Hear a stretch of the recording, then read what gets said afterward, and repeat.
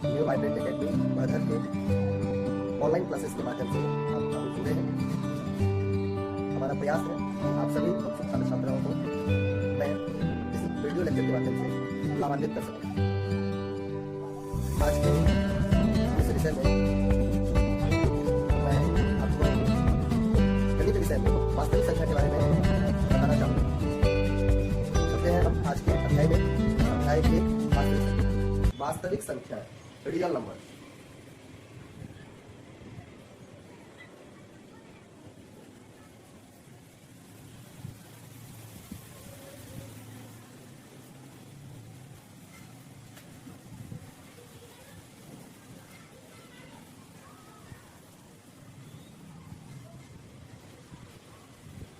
वास्तविक संख्या के बारे में जानने से पहले हम संख्या के बारे में जानना चाहेंगे।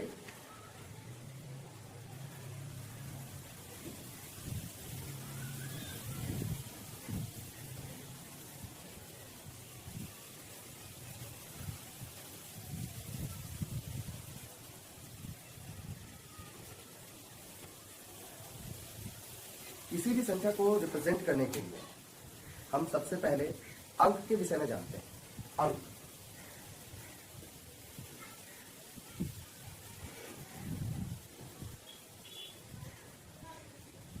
जीरो से लेकर 9 तक को अंक कहा जाता है।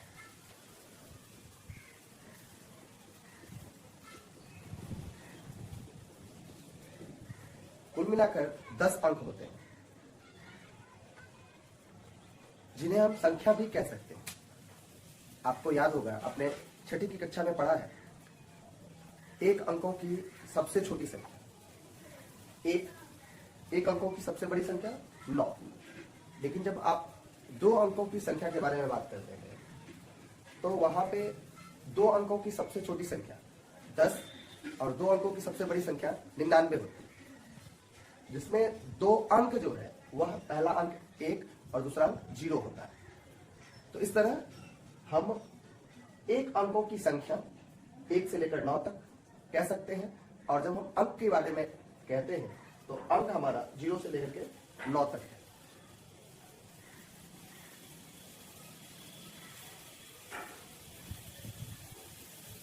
अंक के बाद हम चलेंगे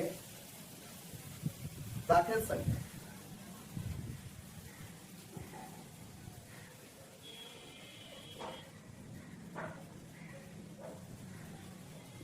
नेचुरल नंबर।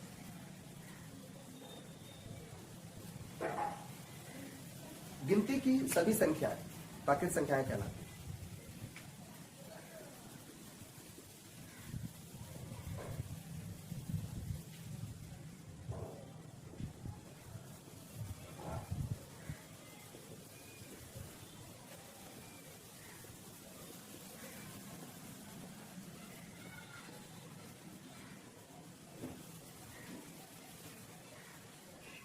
गिनती की संख्या 1 से शुरू होकर अनंत तक चलती है, अतः हम कह सकते हैं कि प्राकृत संख्या अनंत है, जिसमें पहली प्राकृत संख्या 1।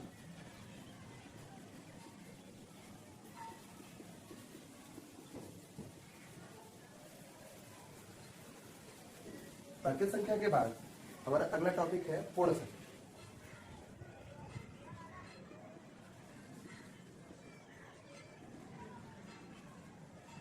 Whole numbers.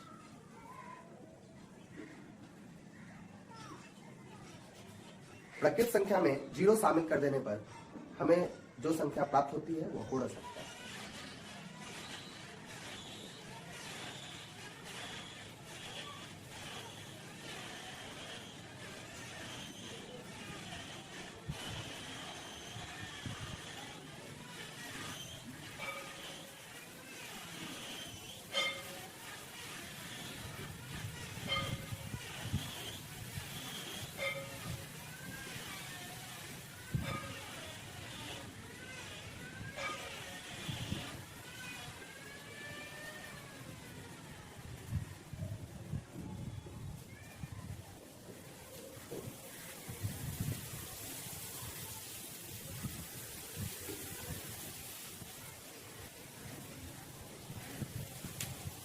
सबसे छोटी पूर्ण संख्या 0।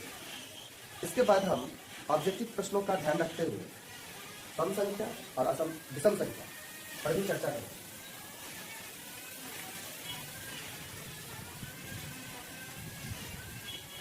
सम संख्या है इवन नंबर, वैसी संख्या है जो 2 से पूर्णतः विभाजित हो जाए, सम संख्याएं कहलाती है।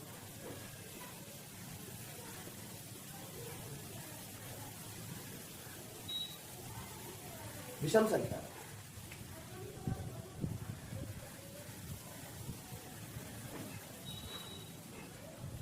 ऑड नंबर,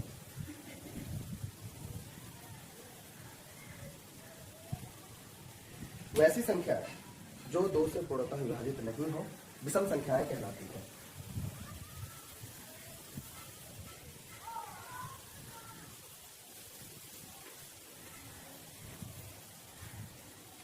यहां हम यह भी जानेंगे, आपका ऑब्जेक्टिव में पूछा भी जाता है कि 2 लगातार सम संख्याओं के बीच कितना का अंतर होता है। तो आप देखेंगे कि 2 लगातार सम संख्याओं के बीच 2 का अंतर पाया जाता है। इसी तरह हम 2 विषम संख्या के बीच का अंतर भी देखेंगे तो पाएंगे कि लगातार 2 विषम संख्या के बीच भी 2 का अंतर होता है।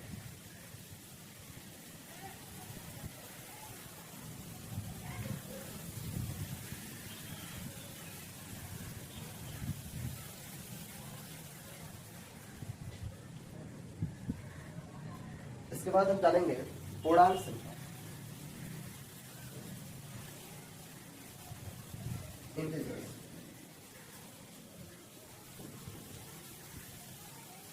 यदि हम परिभाषा देखें तो कह सकते हैं कि धनात्मक प्रकृत संख्या, ऋणात्मक प्रकृत संख्या और 0 के समुच्चय को पूर्णांक संख्या कहते हैं।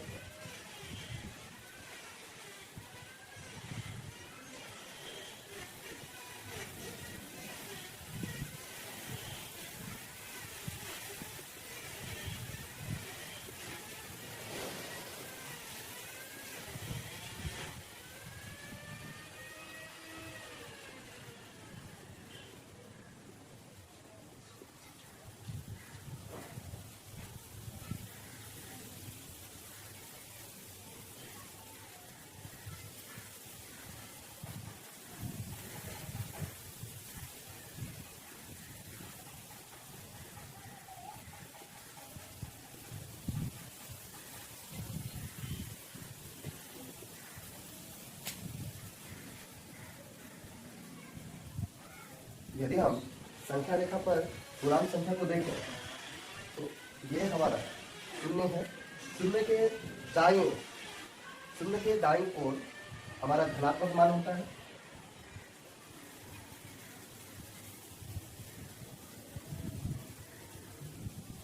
शून्य के बाईं ओर हमारा ऋणात्मक मान होता है।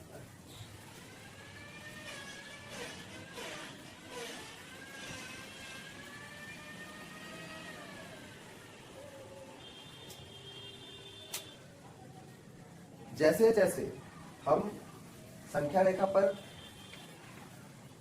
दाहिने जाते हैं हमारा मान बढ़ता जाता है।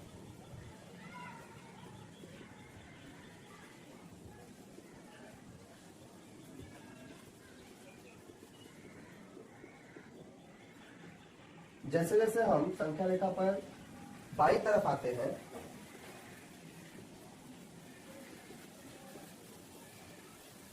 हमारा मान घटता जाता है। इस तरह हम तुलना करें तो 0 और 1 में एक बड़ा है,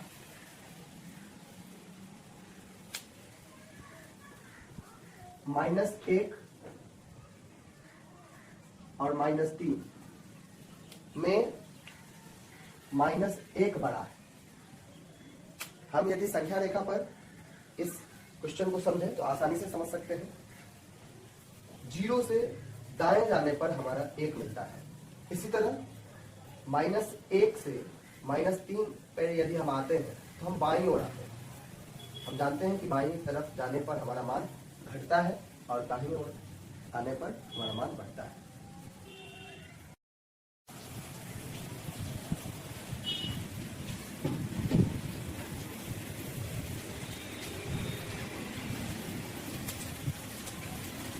The opposite number and sign.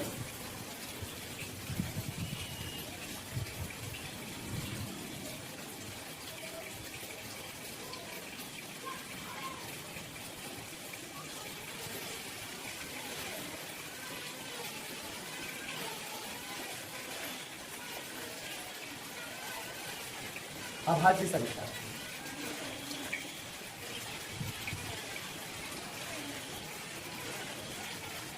वैसी संख्या जो एक और स्वयं के अलावा अन्य किसी भी संख्या से पूर्णतः विभाजित नहीं हो वह अभाज्य संख्याएं कहलाती हैं। इसको लिख भी लेते हैं।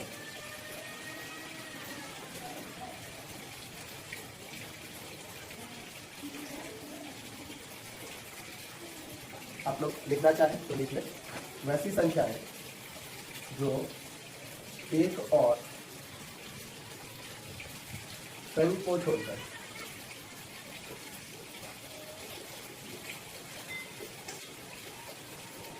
अन्य किसी भी संख्या से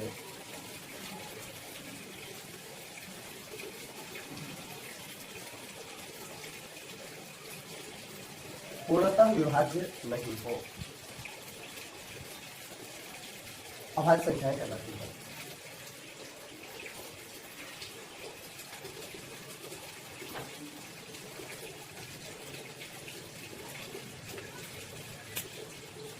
आप एग्जाम्पल के तौर पर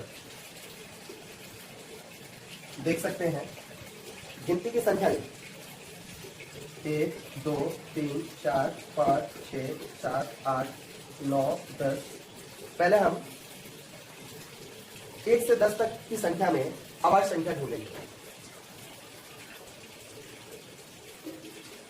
हमारा 1 ना ही अभाज्य संख्या है और ना ही भाज्य संख्या है, क्योंकि 1 केवल और केवल 1 से ही विभाज्य है।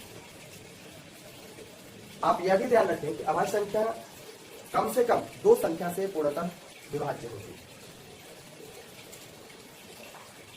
2 1 और 2 संख्या से विभाज्य है। 3 1 और 3। आप 4 के विषय में देखें तो 4 1 2 और 4 से विभाज्य है। 5 1 और 5 से विभाज्य है। 6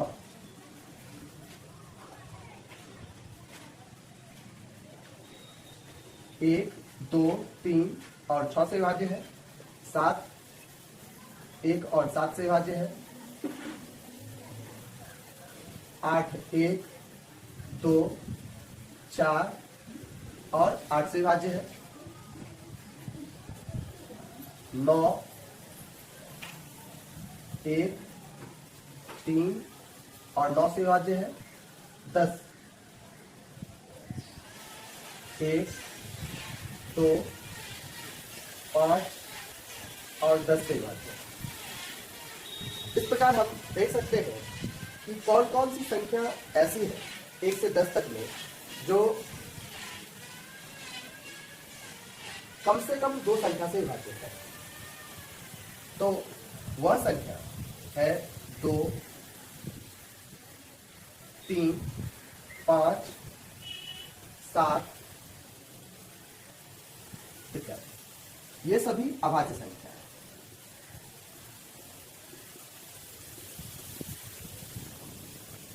और भाज्य संख्या है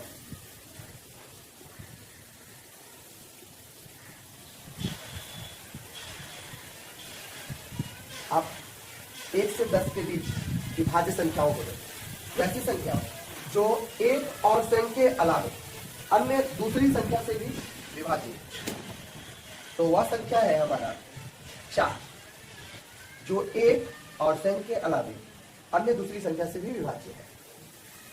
6, 8, 9, 10। ठीक है, आप इस भ्रम में ना रहे कि जो सम संख्या है वही भाज्य संख्या है। सम संख्या के अलावे आप देख रहे हैं यहां 9 आ रहा है, 9 के बाद अगली जो हमारी भाज्य संख्या है वह 10 है, तो सम संख्या है। तो भाज्य संख्या और अभाज्य संख्या, इसकी परिभाषा सम संख्या और विषम संख्या से भिन्न है।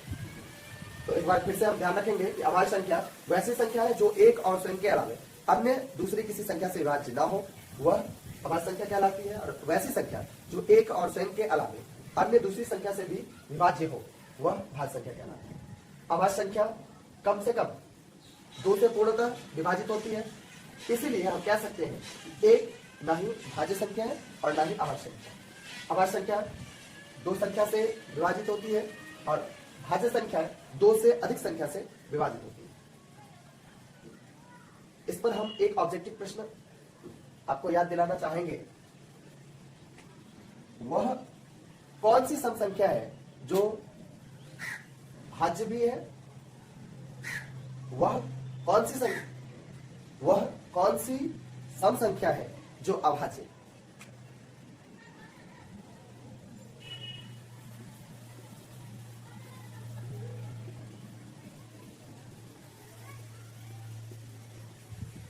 तो वह संख्या है 2। 2 एक ऐसी सम संख्या है जो अभाज्य है। 2 के अलावे सभी सम संख्याएं भाज्य संख्या। एक क्वेश्चन और ध्यान रखेंगे, सबसे छोटी अभाज्य संख्या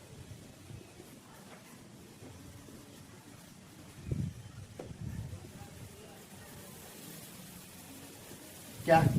तो हमारा उत्तर आता है 2।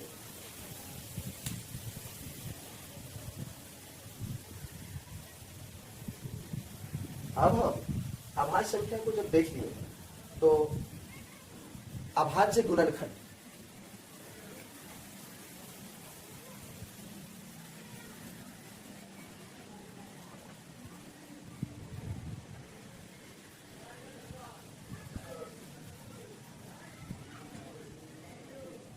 आप किसी भी संख्या का अभाज्य गुणनखंड निकाल सकते हैं।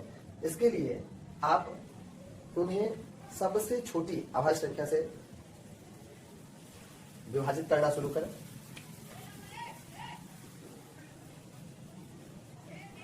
हमारा पहला प्रश्न है, 12 को अभाज्य गुणनखंड के गुणनफल के रूप में लिखें। सबसे छोटी अभाज्य संख्या 2,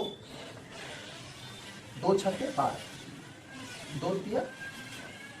अब इसमें हम 2 से नहीं लगा सकते, 3 से, 3 इकाई 3। हमारा गुणनफल 12 होगा, इसके लिए अभाज्य संख्या है 2 गुना 2 गुना 3।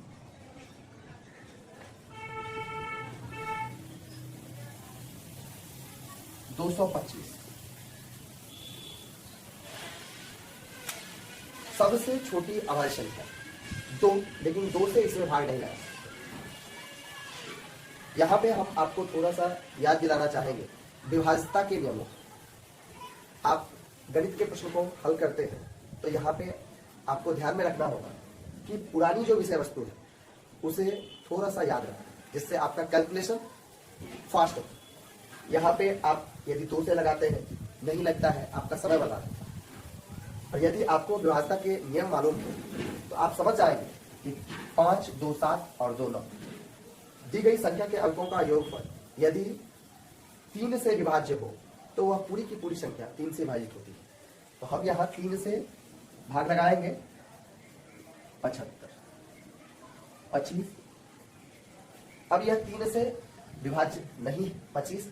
अगला भाज्य संख्या, अगला अभाज्य संख्या जिससे हम भाग लगाएंगे वो है 5। आपको 5 से विभाज्यता का नियम याद होगा कि दी गई संख्या के इकाई अंक यदि 5 या 0 हो तो वह पूरी की पूरी संख्या 5 से विभाज्य होगी। हमारा 225 का अभाज्य गुणनखंड तैयार है।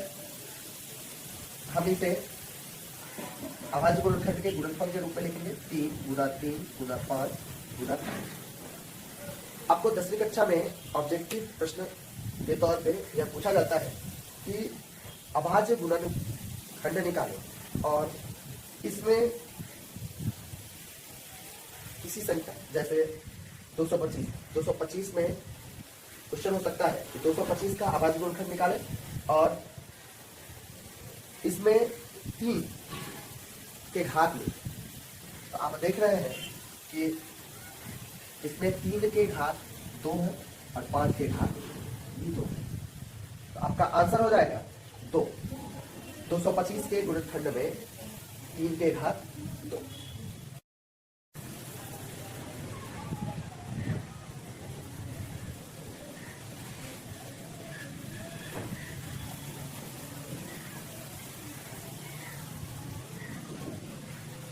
Rational number and irrational.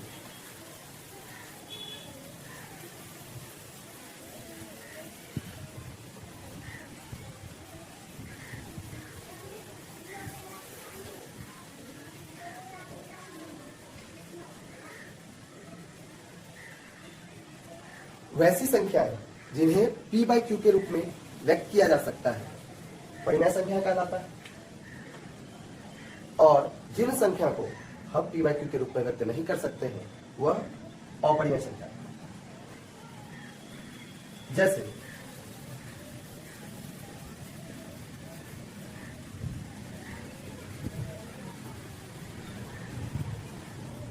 चार परिमेय संख्या है। हम कह सकते हैं कि 4 को यदि हम p माने तो q के तौर पे हम 1 ले सकते हैं। इस तरह 5, 6 यह भी परिमेय संख्या है।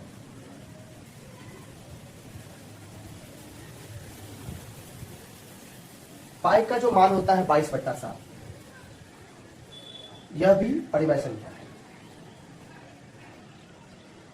यदि आप दशमलव में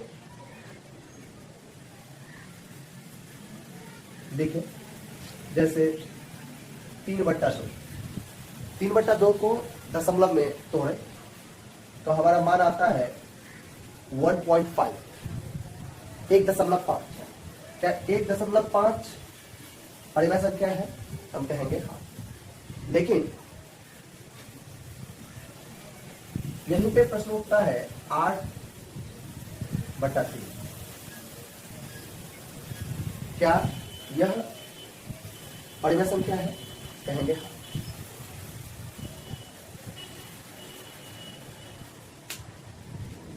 अपरिमेय संख्या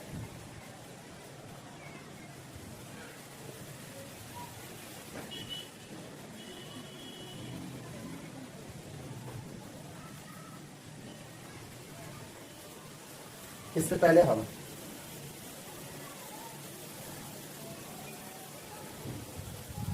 परिमेय संख्या का परिभाषा लिख देते हैं।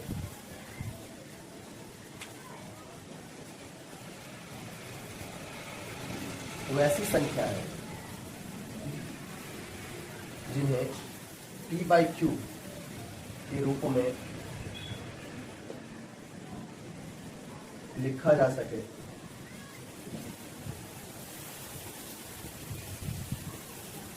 परिमेय संख्या कहलाती, जहां q बराबर नहीं होना चाहिए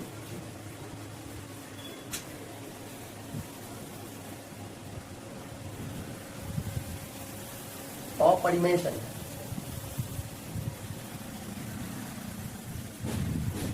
अपरिमेय संख्या को p बाई के रूप में नहीं लिख सकते। अपरिमेय संख्या का उदाहरण है √2, √3, पाई,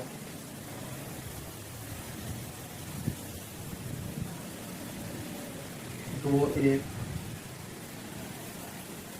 1 2 1 1 1 2 1 1 1 1। ठीक है, यहाँ पे हम परिमेय संख्या और अपरिमेय संख्या के बाद शांत और अशांत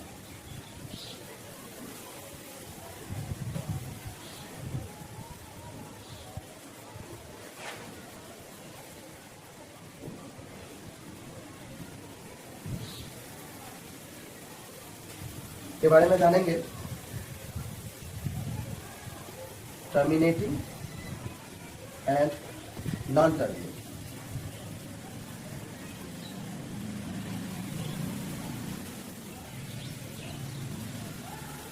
नंबर्स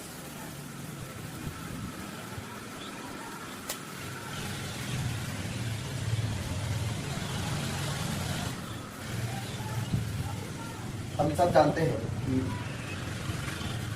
ऊपर यदि किसी भिन्न जब हम लिखते हैं तो ऊपर की जो संख्या होती है उसे अंश तथा नीचे की संख्या को हर कहा जाता है। हम 9वीं कक्षा में पढ़ते हैं कि किसी भिन्न में हर को हर से अंश में भाग दिया जाए। अंश को हर से भाग देने पर यदि शेषफल शून्य प्राप्त हो तो वह शांत आवर्ती में होता है। क्या हो गया? शांत आवर्ती। लेकिन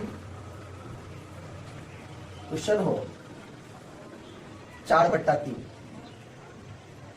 तो यह अशांत आवर्ती में होगा। हम भाग देकर भी देख सकते हैं। 3 इकाई 3, 3 तिया 9, 3 तिया 9। हम देख रहे हैं कि बार बार शेष 1 आ रहा है, यह अशांत आवर्ती है। 6/5 देखते हैं कि हमारा जो 6/5 शांत आवर्ती में है या अशांत आवर्ती। 5 इकाई 5, 6 में से 5 गया 1, 5 दूना 10। हमारा शेषफल 0 आ रहा है। अब कह सकते हैं कि 6/5 शांत आवर्ती में। ऐसा तो हम जब हर से अंश में भाग देते हैं तब पता चलता है। क्या हम बिना भाग दिए हुए भी पता कर सकते हैं?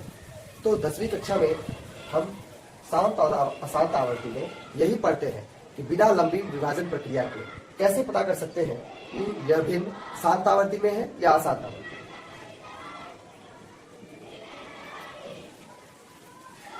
यदि हर के रूपों में, नोट कर लें आप, यदि हर के रूप में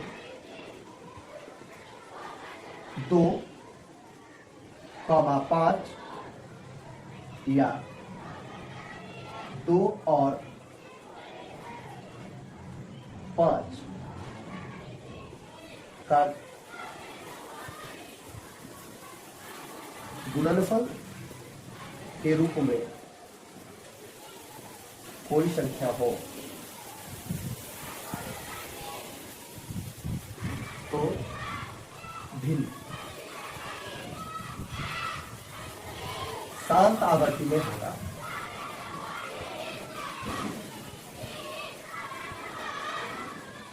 आप इसे नोट कर लें और ध्यान में रखें। इससे आपका ऑब्जेक्टिव प्रश्न हल करने में बहुत कम समय लगेगा। यहां आप देखें, हर के रूपों में 2 है, शांत। हर के रूपों में 5 है, शांत है।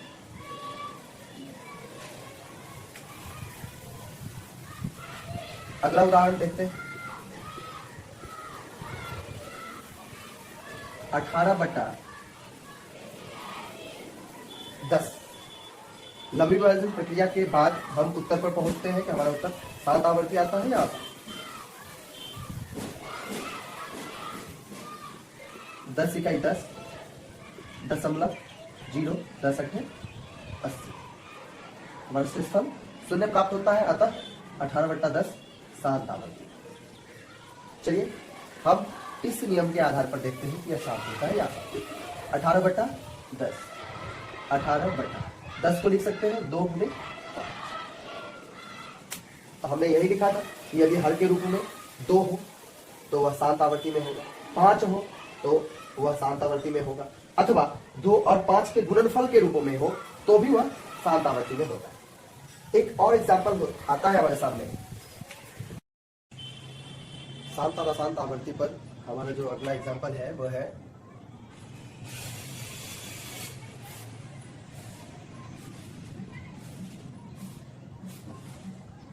9/6।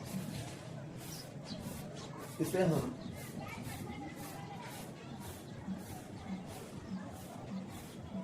नीचे में 6 देखकर यह नहीं सोच सकते हैं कि 6 2 और 3 का गुणनफल है। हर के रूप में 2 के साथ 3 आया है तो यह अशांत आवर्ती होगा। यहाँ पे जब हम 9/6 को सरलतम भिन्न के रूप में बदलेंगे तो हमारा आंसर आता है 3/2 और 3/2 यह शांत आवर्ती है। हमने पढ़ा भी था कि यदि हर के रूप में 2 आता है तो यह शांत होगा। हर से अंश में भाग देकर भी देख सकते हैं।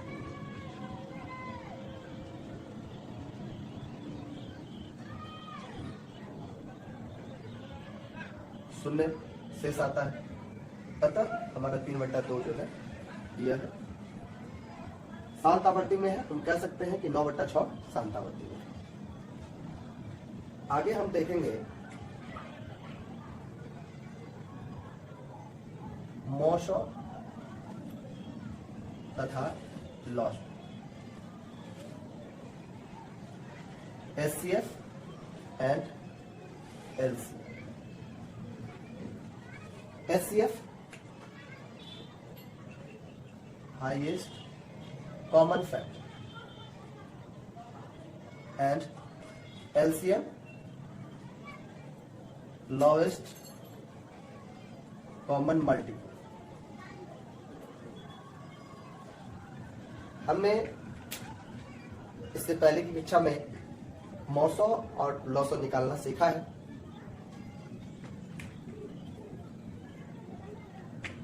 किंतु हमने लॉसो तथा मौसो निकालना भाग विधि से सीखा है। एक बार भाग विधि के माध्यम से लॉसो तथा मौसो निकालना देखेंगे।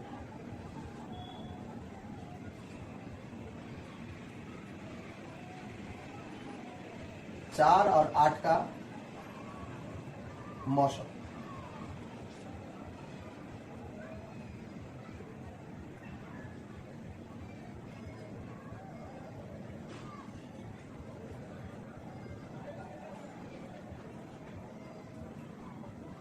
चार और 8 में जो संख्या छोटी हो उससे हम भाग लगाते हैं।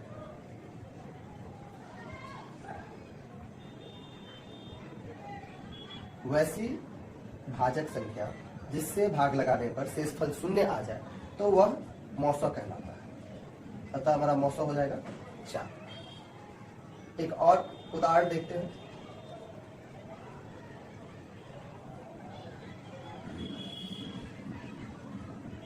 नौ और 25,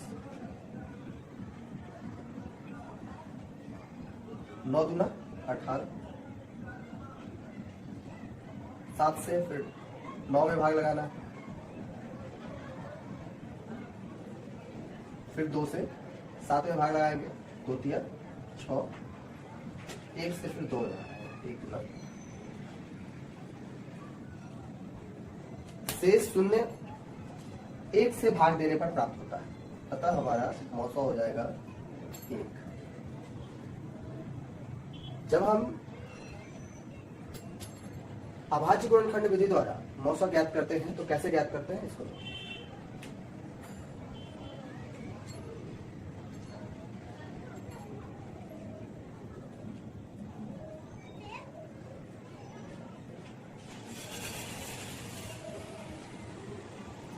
चार और 8 का मौसम।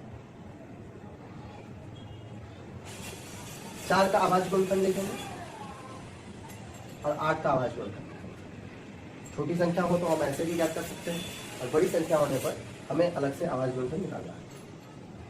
2 दूना 4, 2 1 2। तो 4 का आभाज्य गुणनखंड के गुणनफल के रूप में लिखेंगे 2 गुने 2 8, 2 गुना 2 गुना 2।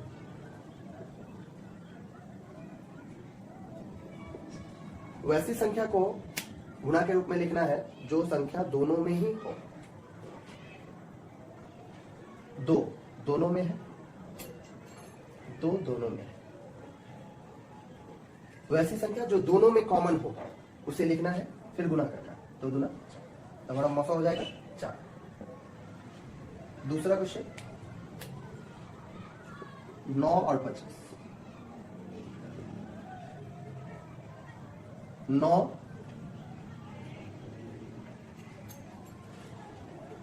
3 तिया 9, 25 5 25, 3 तिया 9, 25 को लिख सकते हैं 5 मिनट। हमारा मौसो वैसी संख्या को लेना है जो दोनों में कॉमन है। दोनों में कुछ भी कॉमन नहीं है तो 1। अतः हमारा मौसो क्या हो जाएगा 1। अभाज्य गुणनखंड विधि द्वारा हम मौसो जब भी निकालेंगे तो यह देखेंगे कि दोनों कॉमन क्या है। अभाज्य गुणनखंड विधि द्वारा लॉसो ज्ञात करना हो तो कैसे ज्ञात करेंगे इसको देखिए।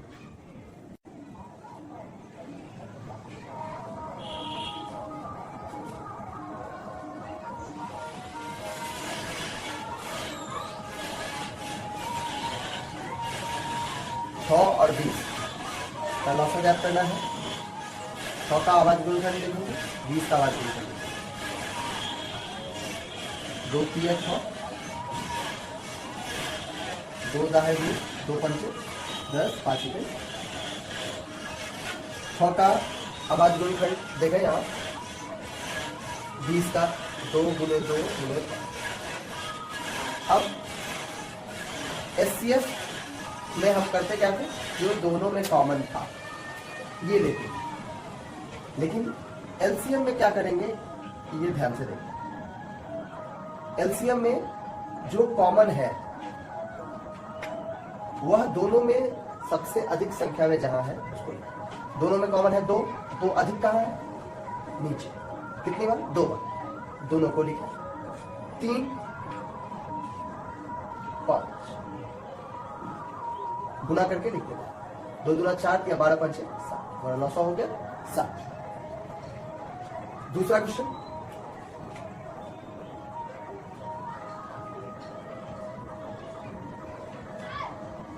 6 का आभाज्य गुणनखंड लिखें, 72 का 120। 2 तिया 6, 3 इकाई 3, 72।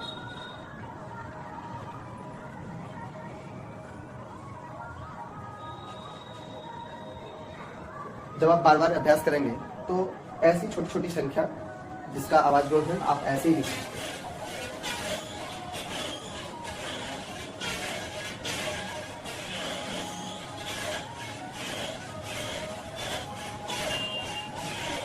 का आभाज्य गुणनखंड 2 और 3, 72 का 2 2 2 3 3, 120 का 2 2 2 3 5। और इसका हमें LCM लिखना है। LCM के लिए हमने कहा कि दोनों में कौन सी संख्या ऐसी है जो दोनों में है, लेकिन जब दो संख्या के बीच दो संख्या का हमें लॉसो निकालना है, जब 3 संख्या का लॉसो हमें निकालना है तो हमें यह देखना है कि कौन सी ऐसी संख्या है जो तीनों में है, तब वह SCF है। जैसे यदि हम किसी संख्या का मौसो निकालें तो क्या होगा हमारा आंसर, एक बार देखें। 2 और 3, 2 और 3 के अलावा कोई भी संख्या ऐसी नहीं है जो सब में है, तो हमारा मौसो होगा 2 तिया 6। लेकिन जब हम लॉसो निकालते हैं तो कैसे निकालते हैं, ध्यान दें। 2 सबसे अधिक कहां आया है इसको लिखें 3 बार। 3 अधिक बार कहां आया और 5 गुणा कर ले, 2 दूना 4 दूना 8 या 24 के 72 पंचे विभाजन एल्गोरिथम।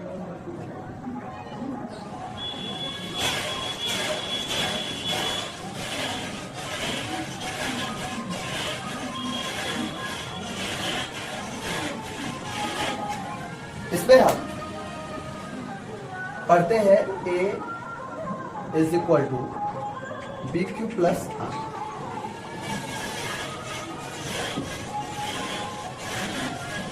ये कोई नया विषय नहीं है, आपने भाग विधि द्वारा 200 और 900 ज्ञात किया, जैसे 6 और 20। और यदि आप 900 ज्ञात करते हैं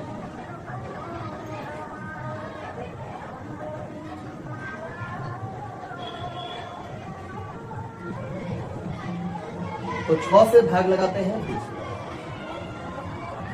6 तिया 18, 2, फिर 2 से 6 में भाग लगाते हैं, 2 तिया 6।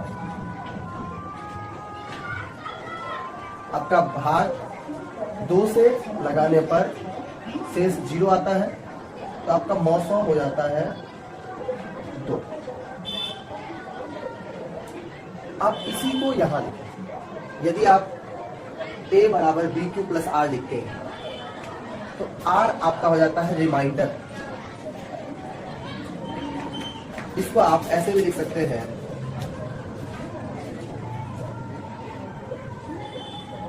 भाज्य बराबर भाजक गुणे भागफल जोड़ शेष। तो यही भाज्य हो गया आपका a, भाजक हो गया b, q हो गया आपका भागफल और r हो गया आपका शेष। आपका फॉर्मूला बन जाता है a is equal to B Q plus, ये आपका भाज्य हो गया, ये आपका भाजक हो गया, ये भागफल हो गया और यहाँ ये आपका शेष हो गया। आप यदि 6 और 20 का 900 विकर्ण विभाजन एल्गोरिथम से बनाते हैं तो कैसे बनाएंगे? 6 और 20 में बड़ा है 20, तो 20 में भाग लगाना है, 6 से भाग लगाना है। 6 को 3 बार पढ़ेंगे, 6 तिया 18, शेष बच जाएगा आपका 2। अगले स्टेप के लिए ये 6 आपका भाज्य का काम करेगा, भाग लगाना है 2 तिया 6, शेष आपका 0 होगा। तो किससे भाग लगाने पे हमारा शेष पर 0 हुआ है? 2 से, हमारा 900 हो जाएगा। तो इस तरह आप विकर्ण विभाजन एल्गोरिथम से क्वेश्चन बना सकते हैं। इस चैप्टर के कुछ और खास महत्वपूर्ण सूत्र जिसको मैं लिखा देना चाहूंगा, आप नोट कर लें उसे।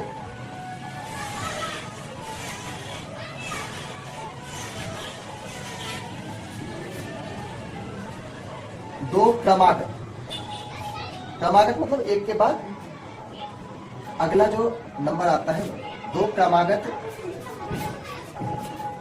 सम संख्याओं का मौसम। यह आपका ऑब्जेक्टिव में पूछा भी जाता है। 2 क्रमागत सम संख्याओं का मौसम, आंसर हो जाएगा 2। 2 क्रमागत विषम संख्याओं का मौसम 1।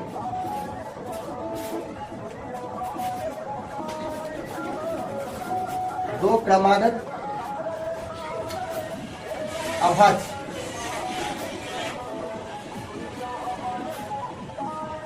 संख्याओं का मौसम बराबर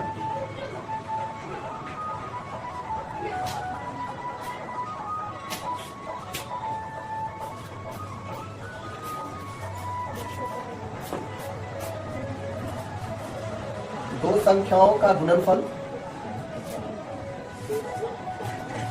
बराबर 900 गुने 900। इसको आप शॉर्ट में लिख सकते हैं a multiply by b is equal to SCF multiply by LCF। इससे आपके और कई भी फॉर्मूले ड्राइव होते हैं, जैसे आप देख सकते हैं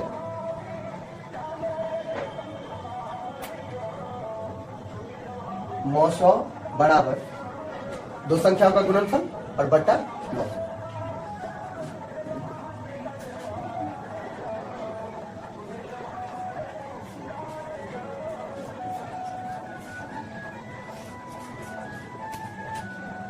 इसी तरह 900 ज्ञात करना हो, दो संख्याओं का गुणनफल बट्टा 900।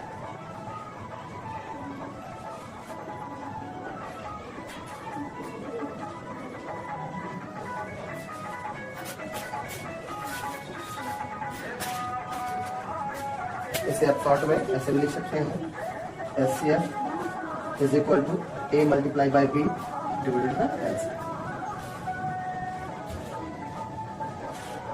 LCF is equal to a multiplied by b divided by s।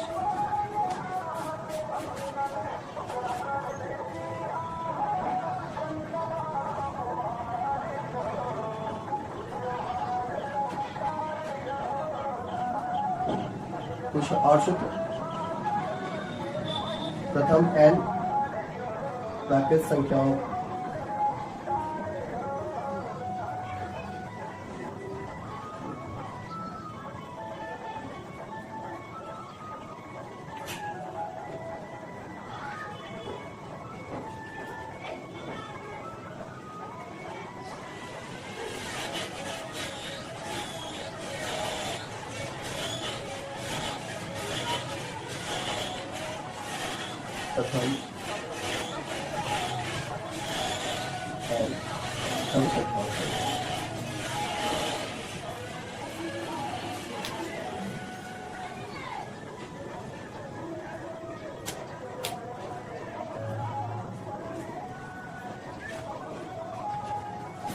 प्रथम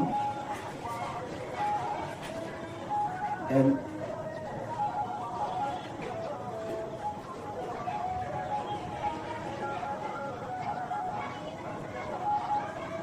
प्रथम n विषम संख्याओं का योग बराबर। ऑनलाइन क्लास के माध्यम से हमारा यह प्रयास है कि आप सभी बच्चे अपनी वार्षिक परीक्षा में अधिक से अधिक अंक प्राप्त करें। आप किसी भी तरह के कंफ्यूजन के लिए आप हमें संपर्क कर सकते हैं। हमारा संपर्क नंबर है 74 88 07 65 03। आप एग्जाम के नजदीक आ रहे समय को ध्यान में रखते हुए बार बार अभ्यास करें। हम सब जानते हैं कि किसी भी विषय वस्तु को बार बार अभ्यास करने पर हम सफलता के बहुत करीब पहुंच सकते हैं। धन्यवाद।